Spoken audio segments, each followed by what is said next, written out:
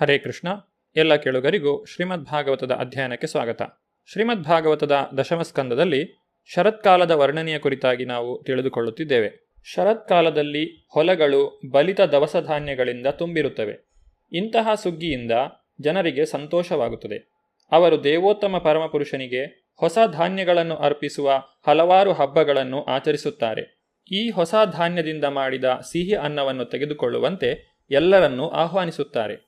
ದೇವೋತ್ತಮ ಪರಮಪುರುಷನಾದ ಶ್ರೀಕೃಷ್ಣ ಮತ್ತು ಬಲರಾಮರ ಸಾನ್ನಿಧ್ಯದಿಂದ ಶರತ್ಕಾಲದಲ್ಲಿ ವೃಂದಾವನವು ಬಹು ಸುಂದರವಾಗಿತ್ತು.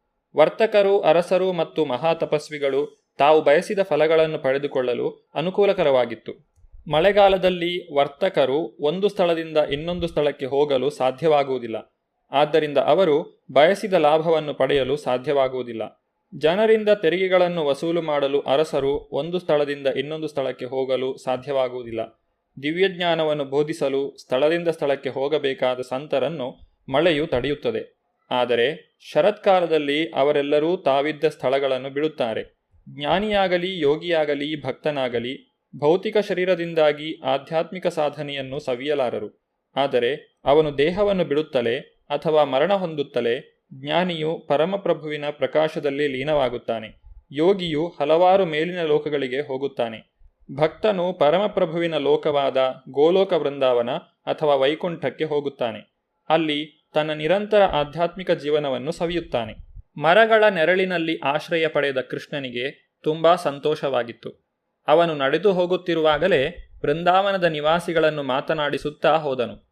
ನನ್ನ ಪ್ರೀತಿಪಾತ್ರರಾದ ಸ್ತೋಕಕೃಷ್ಣ, ವರೂತಪ, ಭದ್ರಸೇನ, ಸುಧಾಮ, ಸುಬಲ, ಅರ್ಜುನ, ವಿಶಾಲ, ಋಷಭ, ಪ್ರೀತಿಯ ವೃಂದಾವನದ ಈ ಭಾಗ್ಯಶಾಲಿ ಮರಗಳನ್ನು ನೋಡಿ. ಅವು ತಮ್ಮ ಜೀವನವನ್ನು ಇತರರ ಒಳಿತಿಗೆ ಮೀಸಲಾಗಿಟ್ಟಿವೆ. ಒಂದೊಂದು ಮರವು ಸುಂಟರಗಾಳಿ, ಬಿರುಸಿನ ಮಳೆ, ಸುಡುವ ಬಿಸಿಲು ಮತ್ತು ಚುಚ್ಚುವ ಚಳಿ ಇಂತಹ ಅನೇಕ ನಿಸರ್ಗದ ಪ್ರಕ್ಷುಬ್ಧತೆಯನ್ನು ತಡೆದುಕೊಳ್ಳುತ್ತದೆ. ಆದರೆ ನಮ್ಮ ಆಯಾಸವನ್ನು ಕಳೆದು ನಮಗೆ ಆಶ್ರಯವನ್ನು ಕೊಡುವಂತೆ ಎಚ್ಚರಿಕೆ ವಹಿಸುತ್ತದೆ. ಪ್ರೀತಿಯ ಸ್ನೇಹಿತರೆ, ಮರಗಳಾಗಿ ಹುಟ್ಟಿ ಅವು ಕೃತಾರ್ಥವಾಗಿವೆ ಎಂದು ನನಗೆ ಅನಿಸುತ್ತದೆ. ಅವು ಇತರರಿಗೆ ಎಷ್ಟು ಎಚ್ಚರಿಕೆಯಿಂದ ಆಶ್ರಯ ನೀಡುತ್ತವೆ ಎಂದರೆ, ತಮ್ಮ ಬಳಿ ಬಂದ ಯಾರಿಗೂ ದಾನವನ್ನು ನಿರಾಕರಿಸದ ಉದಾತ್ತ ದಾನಿಗಳಂತೆ ಇವೆ. ಅವು ಯಾರಿಗೂ ಆಶ್ರಯವನ್ನು ನಿರಾಕರಿಸುವುದಿಲ್ಲ.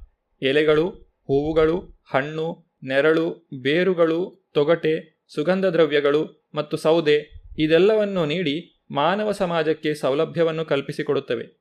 ಅವು ಉದಾತ್ತ ಬದುಕಿನ ಪರಿಪೂರ್ಣ ನಿದರ್ಶನಗಳು. ಎಲ್ಲ ಜೀವಿಗಳ ಕಲ್ಯಾಣಕ್ಕಾಗಿ ತನ್ನ ದೇಹ, ಮನಸ್ಸು, ಚಟುವಟಿಕೆಗಳು, ಬುದ್ಧಿಶಕ್ತಿ ಮತ್ತು ಮಾತು ಎಲ್ಲವನ್ನೂ ತ್ಯಾಗ ಮಾಡಿರುವ ಉದಾತ್ತ ಮನುಷ್ಯನಂತೆ ಅವು ಇವೆ.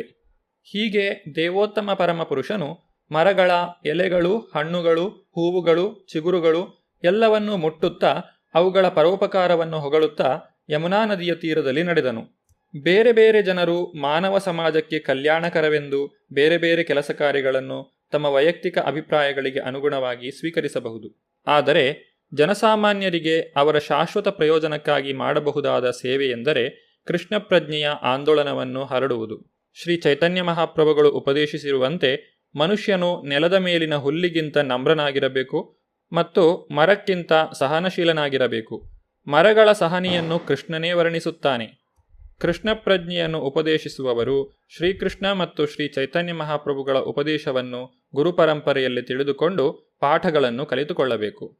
ಯಮುನಾ ನದಿ ತೀರದ ವೃಂದಾವನದ ಕಾಡಿನಲ್ಲಿ ಹೋಗುತ್ತಾ ಶ್ರೀಕೃಷ್ಣನು ಒಂದು ಸುಂದರವಾದ ಸ್ಥಳದಲ್ಲಿ ಕುಳಿತುಕೊಂಡನು ಮತ್ತು ಯಮುನೆಯ ತಣ್ಣನೆಯ ಮತ್ತು ತಿಳಿಯಾದ ನೀರನ್ನು ಕುಡಿಯಲು ಹಸುಗಳಿಗೆ ಅವಕಾಶವನ್ನು ಕೊಟ್ಟನು. ಆಯಾಸವಾಗಿದ್ದರಿಂದ ಗೋಪಬಾಲಕರು, ಕೃಷ್ಣ ಬಲರಾಮರು ನೀರನ್ನು ಕುಡಿದರು. ಪ್ರಾತಃ ಕಾಲವು ಮುಗಿಯಿತು. ಗೋಪಬಾಲಕರು ಬೆಳಗಿನಿಂದ ಏನನ್ನೂ ತಿನ್ನದೇ ಇದ್ದುದರಿಂದ ಅವರಿಗೆ ಹಸಿವಾಗುತ್ತಿತ್ತು. ಅವರು ಕೂಡಲೇ ಕೃಷ್ಣ ಮತ್ತು ಬಲರಾಮರ ಬಳಿಗೆ ಹೋಗಿ, ಪ್ರೀತಿಯ ಕೃಷ್ಣ ಮತ್ತು ಬಲರಾಮ, ನೀವು ಬಹು ಬಲಶಾಲಿಗಳು. ನೀವು ಅನೇಕ ರಾಕ್ಷಸರನ್ನು ಕೊಲ್ಲಬಲ್ಲಿರಿ. ಆದರೆ ಇವತ್ತು ನಮಗೆ ಬಹಳ ಹಸಿವಾಗಿದೆ. ದಯವಿಟ್ಟು ನಮ್ಮ ಹಸಿವನ್ನು ನೀಗಿಸಲು ಏನನ್ನಾದರೂ ಮಾಡಿ ಎಂದು ಹೇಳಿದರು. ಹೀಗೆ ತಮ್ಮ ಸ್ನೇಹಿತರು ಬೇಡಿದಾಗ ಶ್ರೀಕೃಷ್ಣನು, ಪ್ರೀತಿಯ ಸ್ನೇಹಿತರೆ, ಹತ್ತಿರವಿರುವ ಬ್ರಾಹ್ಮಣರ ಮನೆಗೆ ಹೋಗಿ. ಅವರೀಗ ಆಂಗೀರಸ ಎನ್ನುವ ವೈದಿಕ ಯಜ್ಞವನ್ನು ಮಾಡುತ್ತಿದ್ದಾರೆ. ಏಕೆಂದರೆ ಅವರಿಗೆ ಸ್ವರ್ಗಲೋಕಕ್ಕೆ ಹೋಗುವ ಬಯಕೆ. ನೀವೆಲ್ಲ ದಯವಿಟ್ಟು ಅಲ್ಲಿಗೆ ಹೋಗಿ ಎಂದು ಹೇಳಿದನು. ದೇವೋತ್ತಮ ಪರಮಪುರುಷನ ಆಜ್ಞೆಯಂತೆ ಹುಡುಗರು ಬ್ರಾಹ್ಮಣರ ಬಳಿಗೆ ಹೋಗಿ ದಾನವನ್ನು ಬೇಡಿದರು. ಗೌರವವನ್ನು ಸೂಚಿಸಲು ಅವರ ಬಳಿಗೆ ಕೈ ಮುಗಿದುಕೊಂಡು ಹೋಗಿ ಸಾಷ್ಟಾಂಗ ನಮಸ್ಕಾರ ಮಾಡಿದರು. ಭೂಸುರರೇ, ಶ್ರೀಕೃಷ್ಣ ಮತ್ತು ಬಲರಾಮರ ಅಪ್ಪಣೆಯಂತೆ ಬಂದಿದ್ದೇವೆ. ನಮ್ಮ ಮಾತುಗಳನ್ನು ದಯವಿಟ್ಟು ಕೇಳಿ. ನೀವು ಅವರಿಬ್ಬರನ್ನು ಚೆನ್ನಾಗಿ ಬಲ್ಲಿರಿ ಎಂದು ನಂಬಿದ್ದೇವೆ. ನಿಮಗೆ ಎಲ್ಲ ಭಾಗ್ಯವನ್ನು ಹಾರೈಸುತ್ತೇವೆ. ಕೃಷ್ಣ ಮತ್ತು ಬಲರಾಮರು ಹತ್ತಿರದಲ್ಲಿಯೇ ಹಸುಗಳನ್ನು ಮೇಯಿಸುತ್ತಿದ್ದಾರೆ. ನಾವು ಅವರೊಂದಿಗೆ ಬಂದಿದ್ದೇವೆ. ನಮಗೆ ಸ್ವಲ್ಪ ಆಹಾರವನ್ನು ಕೊಡಿ ಎಂದು ಬೇಡಲು ಬಂದಿದ್ದೇವೆ. ನೀವೆಲ್ಲ ಬ್ರಾಹ್ಮಣರು, ನಿಮಗೆ ಧರ್ಮದ ತತ್ವಗಳು ತಿಳಿದಿವೆ.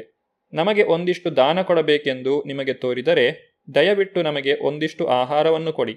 ನಾವು ಕೃಷ್ಣ ಮತ್ತು ಬಲರಾಮರೊಂದಿಗೆ ಊಟ ಮಾಡುತ್ತೇವೆ. ಸಮಾಜದಲ್ಲಿ ನೀವು ಅತ್ಯಂತ ಗೌರವಾನ್ವಿತರು. ಕೃಷ್ಣ ಮತ್ತು ಬಲರಾಮರ ರೂಪದಲ್ಲಿ ಶ್ರೀ ವಿಷ್ಣುವು ಕಾಯುತ್ತಾ ನಿಂತಿದ್ದಾನೆ. ಯಾಗದಲ್ಲಿಯೇ ಮನಸ್ಸಿದ್ದ ಬ್ರಾಹ್ಮಣರಿಗೆ ಗೋಪಬಾಲಕರ ಉಪದೇಶವು ಅರ್ಥವಾಗಲಿಲ್ಲ. ಗೋಪಬಾಲಕರ ಪ್ರಾರ್ಥನೆಗೆ ಅವರು ಲಕ್ಷ್ಯವನ್ನು ಕೊಡಲಿಲ್ಲ ಮತ್ತು ಅವರೊಂದಿಗೆ ಮಾತನಾಡಲು ನಿರಾಕರಿಸಿದರು. ವೇದಗಳ ಗುರಿಯು ಶ್ರೀಕೃಷ್ಣನನ್ನು ಅರ್ಥ ಮಾಡಿಕೊಳ್ಳುವುದು ಎಂಬುದು ಅವರಿಗೆ ತಿಳಿದಿಲ್ಲ. ಬ್ರಾಹ್ಮಣರು ತಮ್ಮೊಡನೆ ಮಾತನಾಡುವುದಿಲ್ಲ ಎನ್ನುವುದನ್ನು ಕಂಡು ಹುಡುಗರಿಗೆ ಬಹಳ ನಿರಾಸೆಯಾಯಿತು. ಅವರು ಶ್ರೀಕೃಷ್ಣ ಮತ್ತು ಬಲರಾಮರ ಬಳಿಗೆ ಹಿಂದಿರುಗಿ ನಡೆದದ್ದೆಲ್ಲವನ್ನೂ ಹೇಳಿದರು. ಅವರು ಹೇಳಿದ್ದನ್ನು ಕೇಳಿ ದೇವೋತ್ತಮ ಪರಮಪುರುಷನು ಮುಗುಳ್ನಗೆ ನಗಲು ಪ್ರಾರಂಭಿಸಿದನು. ಬ್ರಾಹ್ಮಣರು ನಿರಾಕರಿಸಿದ್ದರಿಂದ ಅವರು ನಿರಾಸೆ ಪಡಬಾರದು, ಏಕೆಂದರೆ ಭಿಕ್ಷೆಯ ರೀತಿಯೇ ಇದು ಎಂದು ಅವರಿಗೆ ಹೇಳಿದನು.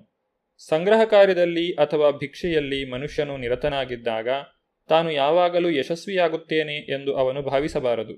ಕೆಲವು ಸ್ಥಳಗಳಲ್ಲಿ ಬೇಡುವವನು ಯಶಸ್ವಿಯಾಗದೇ ಹೋಗಬಹುದು, ಆದರೆ ಅದರಿಂದ ಅವನು ನಿರಾಶನಾಗಬಾರದು. ಮತ್ತೆ ಹೋಗುವಂತೆ ಶ್ರೀಕೃಷ್ಣನು ಬಾಲಕರಿಗೆ ಹೇಳಿದನು.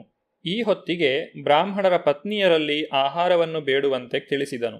ಶ್ರೀಕೃಷ್ಣನ ಅಪ್ಪಣೆಯಂತೆ ಹುಡುಗರು ಕೂಡಲೇ ಬ್ರಾಹ್ಮಣ ಪತ್ನಿಯರ ಬಳಿಗೆ ಹೋದರು. ಅವರಿಗೆ ಗೌರವಪೂರ್ವಕವಾಗಿ ನಮಸ್ಕಾರಗಳನ್ನು ಮಾಡಿ ಹುಡುಗರು, ಪ್ರೀತಿಯ ತಾಯಂದಿರೇ, ನಮ್ಮ ವಿನಮ್ರ ನಮಸ್ಕಾರಗಳನ್ನು ದಯವಿಟ್ಟು ಸ್ವೀಕರಿಸಿ ಮತ್ತು ನಮ್ಮ ಮಾತನ್ನು ಕೇಳಿ. ಶ್ರೀಕೃಷ್ಣ ಮತ್ತು ಬಲರಾಮರು ಇಲ್ಲಿಯೇ ಹತ್ತಿರದಲ್ಲಿ ಇದ್ದಾರೆ. ಅವರು ಇಲ್ಲಿಗೆ ಗೋವುಗಳೊಂದಿಗೆ ಬಂದಿದ್ದಾರೆ. ನಾವು ಅವರ ಆದೇಶದಂತೆ ಇಲ್ಲಿಗೆ ಬಂದಿದ್ದೇವೆ. ನಮಗೆಲ್ಲರಿಗೂ ಹಸಿವಾಗುತ್ತಿದೆ. ಒಂದಿಷ್ಟು ಆಹಾರಕ್ಕಾಗಿ ನಿಮ್ಮ ಬಳಿಗೆ ಬಂದಿದ್ದೇವೆ. ದಯವಿಟ್ಟು ಕೃಷ್ಣ, ಬಲರಾಮ ಮತ್ತು ನಮಗೆ ತಿನ್ನಲು ಏನನ್ನಾದರೂ ಕೊಡಿ. ಈ ಮಾತುಗಳನ್ನು ಕೇಳುತ್ತಲೇ ಬ್ರಾಹ್ಮಣರ ಪತ್ನಿಯರಿಗೆ ಕೃಷ್ಣ ಮತ್ತು ಬಲರಾಮರ ವಿಷಯದಲ್ಲಿ ಬಹಳ ಆತಂಕವಾಯಿತು. ಅವರು ಕೂಡಲೇ ಪ್ರತಿಕ್ರಿಯೆಯನ್ನು ತೋರಿಸಿದರು. ಕೃಷ್ಣ ಮತ್ತು ಬಲರಾಮರ ಮಹಿಮೆಯ ವಿಷಯವನ್ನು ಅವರಿಗೆ ಹೇಳಬೇಕಾಗಿರಲಿಲ್ಲ. ಅವರ ಹೆಸರುಗಳನ್ನು ಕೇಳುತ್ತಲೇ ಅವರನ್ನು ಕಾಣಲು ಕಾತರರಾದರು. ಕೃಷ್ಣನನ್ನು ಕುರಿತು ಸದಾ ಧ್ಯಾನ ಮಾಡುತ್ತಿದ್ದುದರಿಂದ ಅವರು ಅತ್ಯಂತ ಶ್ರೇಷ್ಠ ಯೋಗಧ್ಯಾನವನ್ನು ಮಾಡುತ್ತಿದ್ದರು. ಪತ್ನಿಯರೆಲ್ಲ ಬೇರೆ ಬೇರೆ ಮಡಕೆಗಳಲ್ಲಿ ಸೊಗಸಾದ ಆಹಾರವನ್ನು ತುಂಬುವುದರಲ್ಲಿ ನಿರತರಾದರು. ನದಿಗಳು ಸಮುದ್ರದತ್ತ ಹರಿಯುವಂತೆ ತಮ್ಮ ಅತ್ಯಂತ ಪ್ರೀತಿಯ ವಸ್ತುವಾದ ಶ್ರೀಕೃಷ್ಣನ ಬಳಿಗೆ ಹೋಗಲು ಹಬ್ಬದೂಟವನ್ನು ಸಂಗ್ರಹಿಸಿ ಗೋಪಬಾಲರು ಸಿದ್ಧರಾದರು. ಕೃಷ್ಣ ಮತ್ತು ಬಲರಾಮರು ತಮ್ಮ ಪ್ರೀತಿಯ ಸ್ನೇಹಿತರಾದ ಬಾಲಕರೊಂದಿಗೆ ಹಸುಗಳನ್ನು ನೋಡಿಕೊಳ್ಳುತ್ತಿರುವುದನ್ನು ಬ್ರಾಹ್ಮಣ ಪತ್ನಿಯರು ಕಂಡರು. ಶ್ರೀಕೃಷ್ಣನು ಬಂಗಾರದಂತೆ ಹೊಳೆಯುತ್ತಿದ್ದ ಉಡುಪನ್ನು ಧರಿಸಿದ್ದನು. ಅವನು ಕಾಡಿನ ಹೂವುಗಳ ಒಂದು ಸೊಗಸಾದ ಮಾಲೆಯನ್ನು ಧರಿಸಿದ್ದನು ಮತ್ತು ತಲೆಯ ಮೇಲೆ ನವಿಲುಗರಿಯನ್ನು ಸಿಕ್ಕಿಸಿದ್ದನು. ವೃಂದಾವನದಲ್ಲಿ ಲಭ್ಯವಾಗುವ ಬಣ್ಣಗಳಿಂದ ಅವನು ಅಲಂಕೃತನಾಗಿದ್ದನು. ಅವನ ಒಂದು ಕೈ ಗೆಳೆಯನ ಭುಜದ ಮೇಲಿತ್ತು ಮತ್ತು ಇನ್ನೊಂದರಲ್ಲಿ ತಾವರೆಯನ್ನು ಹಿಡಿದಿದ್ದ. ಅವನ ಕಿವಿಗಳನ್ನು ಹೂವುಗಳಿಂದ ಅಲಂಕರಿಸಲಾಗಿತ್ತು. ಅವನು ತಿಲಕವನ್ನು ಧರಿಸಿದ್ದನು. ಮನಮೋಹಕನಾಗಿ ಮುಗುಳ್ನಗೆಯನ್ನು ನಗುತ್ತಿದ್ದನು. ಬ್ರಾಹ್ಮಣ ಪತ್ನಿಯರು ತಾವು ಯಾರ ವಿಷಯವನ್ನು ಬಹಳವಾಗಿ ಕೇಳಿದ್ದರೋ, ಯಾರು ತಮಗೆ ಬಹಳ ಪ್ರಿಯನಾಗಿದ್ದನೋ ಮತ್ತು ಯಾರಲ್ಲಿ ತಮ್ಮ ಮನಸ್ಸುಗಳು ಸದಾ ಮಗ್ನವಾಗಿದ್ದವೋ ಆ ದೇವೋತ್ತಮ ಪರಮಪುರುಷನನ್ನು ಕಣ್ಣಾರೆ ಕಂಡರು. ಅವರ ಕಣ್ಣುಗಳ ಮೂಲಕ ಶ್ರೀಕೃಷ್ಣನು ಅವರ ಹೃದಯಗಳನ್ನು ಪ್ರವೇಶಿಸಿದನು. ಶ್ರೀಕೃಷ್ಣನು ಅವರನ್ನು ಸ್ವಾಗತಿಸಿದನು. ಬದ್ಧ ಜೀವಿಗಳ ಅತ್ಯುನ್ನತ ಪರಿಪೂರ್ಣತೆಯ ಹಂತವು ಭಗವಂತನಿಗೆ ಶರಣಾಗುವುದೇ ಆಗಿದೆ. ಬ್ರಾಹ್ಮಣ ಪತ್ನಿಯರಲ್ಲಿ ಶ್ರೀಕೃಷ್ಣನು ಈ ರೀತಿಯಾಗಿ ನುಡಿದನು. ಈಗ ನೀವು ನಿಮ್ಮ ಮನೆಗಳಿಗೆ ಹಿಂದಿರುಗಬಹುದು. ನೀವು ಯಜ್ಞ ಕಾರ್ಯಗಳಲ್ಲಿ ತೊಡಗಿ ನಿಮ್ಮ ಗಂಡಂದಿರಿಗೆ ಸಂತೋಷವಾಗುವ ಹಾಗೆ ಅವರು ಪ್ರಾರಂಭಿಸಿರುವ ಯಜ್ಞಗಳು ಸಾಂಗವಾಗಿ ನಡೆಯುವಂತೆ ಅವರ ಸೇವೆಯಲ್ಲಿ, ಮನೆಗೆಲಸಗಳಲ್ಲಿ ನಿರತರಾಗಿ. ನೀವು ಹಿಂದಿರುಗುವಾಗ ನಿಮ್ಮ ಗಂಡಂದಿರು ನಿಮ್ಮನ್ನು ಅಲಕ್ಷಿಸುವುದಿಲ್ಲ. ನಿಮ್ಮ ಸೋದರರು, ಮಕ್ಕಳು ಮತ್ತು ತಂದೆಯರು ನಿಮ್ಮನ್ನು ಸ್ವೀಕರಿಸಲು ನಿರಾಕರಿಸುವುದಿಲ್ಲ. ನೀವು ನನ್ನ ಪರಿಶುದ್ಧ ಭಕ್ತರಾದ್ದರಿಂದ ನಿಮ್ಮ ನಂಟರು ಮಾತ್ರವಲ್ಲ, ಒಟ್ಟಿನಲ್ಲಿ ಜನರು ಮತ್ತು ದೇವತೆಗಳು ನಿಮ್ಮ ವಿಷಯದಲ್ಲಿ ಸಮಾಧಾನವಾಗಿರುತ್ತಾರೆ. ಪರಮಾತ್ಮನಾಗಿ ಶ್ರೀಕೃಷ್ಣನು ಎಲ್ಲರ ಹೃದಯಗಳಲ್ಲಿ ನೆಲೆಸಿರುತ್ತಾನೆ. ಆದ್ದರಿಂದ ಯಾರಾದರೂ ಶ್ರೀಕೃಷ್ಣನ ಪರಿಶುದ್ಧ ಭಕ್ತರಾದರೆ ಕೂಡಲೇ ಆತನು ಎಲ್ಲರಿಗೂ ಸಂತೋಷವನ್ನು ಉಂಟುಮಾಡುತ್ತಾನೆ.